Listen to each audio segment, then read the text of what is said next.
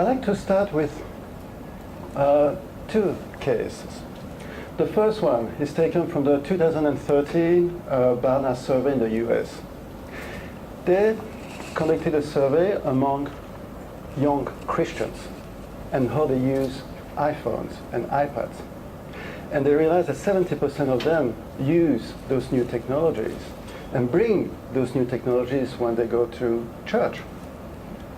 And they download a Bible app. And while the sermon is given, many of them double-check the information given by the preacher. On the other hand, another research has been pointed out that some atheist youth are downloading a similar app as well, because they use it to speak to some Christian classmates in high school to point out some mistakes that people might make and use those apps. So what I'm trying to do in this paper is try to start understanding the impact of those new technologies, but within neoliberalism.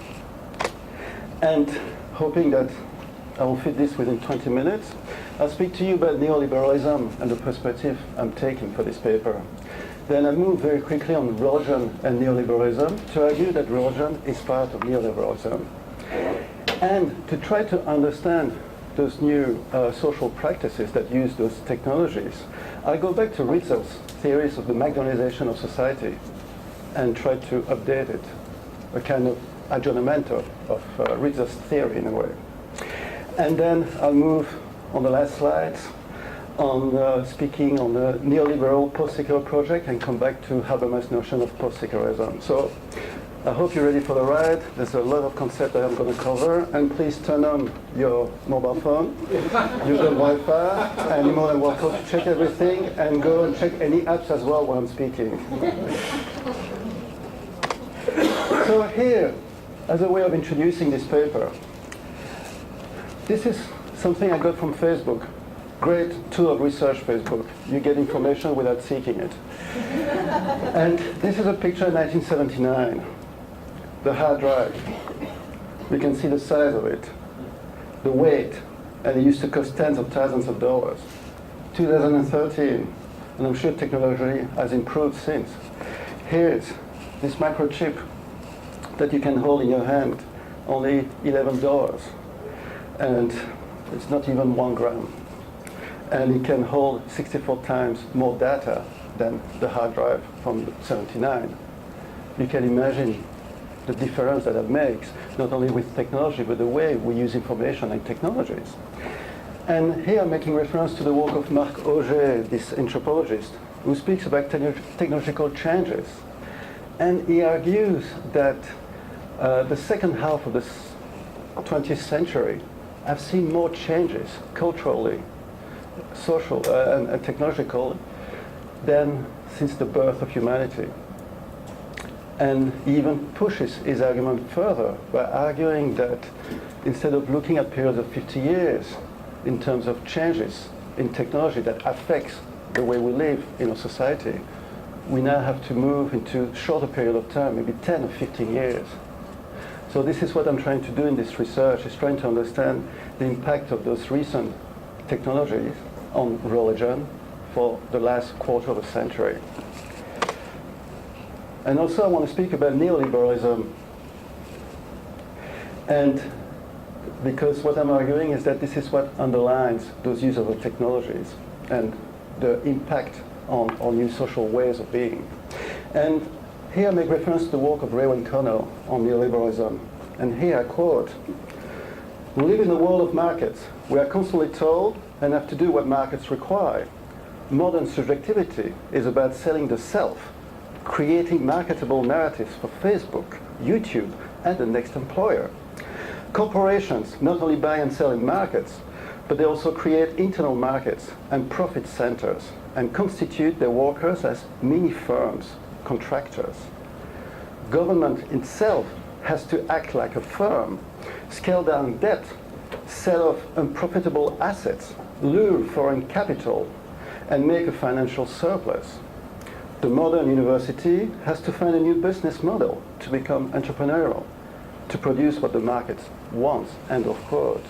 I'm sure that this quote resonates a lot with your professional life, and there's no need to go further on that. But what I want to aim at is speak about differences in neoliberalism. This is not just one, if we can call it an ideology, one ideology. It changes, it's movable. That's why I'm moving to the second quote. 30 years after Thatcher and Reagan, 20 years after the peak of the Washington Consensus, and 5 years after the global financial crisis, neoliberalism has certainly changed, end of quote. So what I'm trying to do in this paper is not speak about the neoliberalism of Ronald Reagan, of Margaret Thatcher, but the neoliberalism of Steve Jobs, of Mark Zuckerberg, of Bill Gates, and try to understand the impact, not on the creation of the technologies, but the impact on the use of those technologies.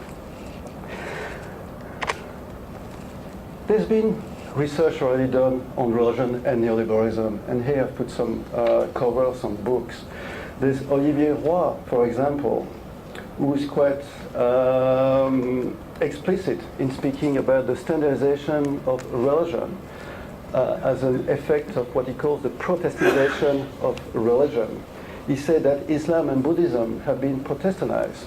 He claims that Christianity has been Buddhized. Example, where you've got Christian yoga, and some groups are using Yahweh as a replacement for Eastern mantra. He also speaks about that book about halal McDonald's or Mecca Cola, and he argues, who's winning, Sharia or the fast food industry? In that book, he questions the use of consumer society on religion. Mara Einstein on branding of faith speaks about the increased competitive market between religious groups for members. She makes reference to, in the US context, more than 80% claim to be Christian, but around 30% will regularly attend church. What happens to those 40 to 50% who do not attend churches?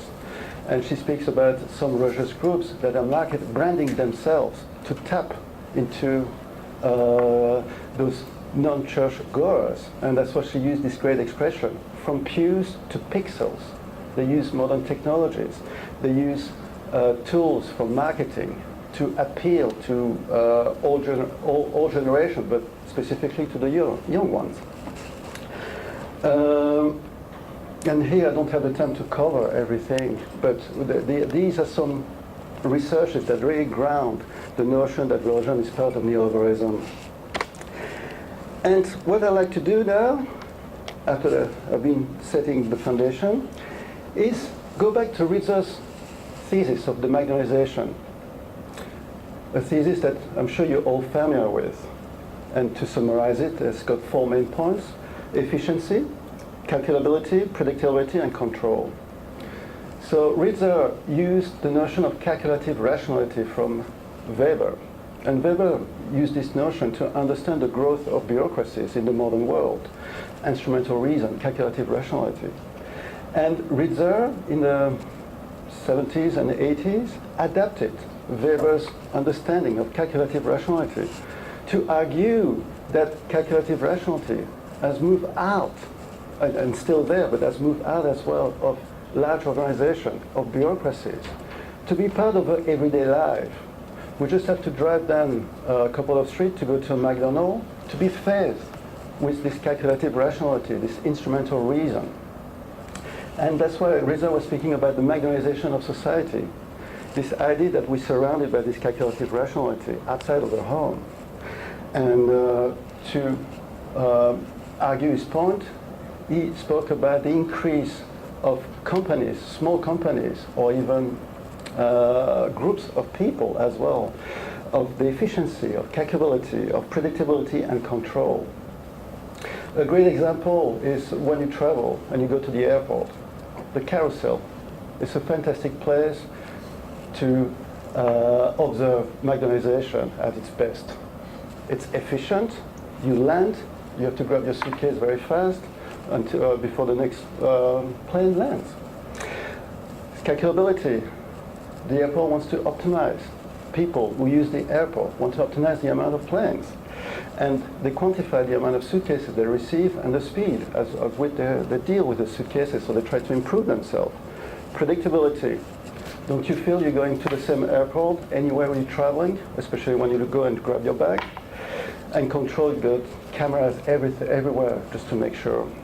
And of course, an outcome of the control is standardization. And here's a joke is that when you're in the airport in a carousel and you've got people coming from all parts of the world, I can never remember which suitcase is mine because they're made by the same company, I believe. They all look alike.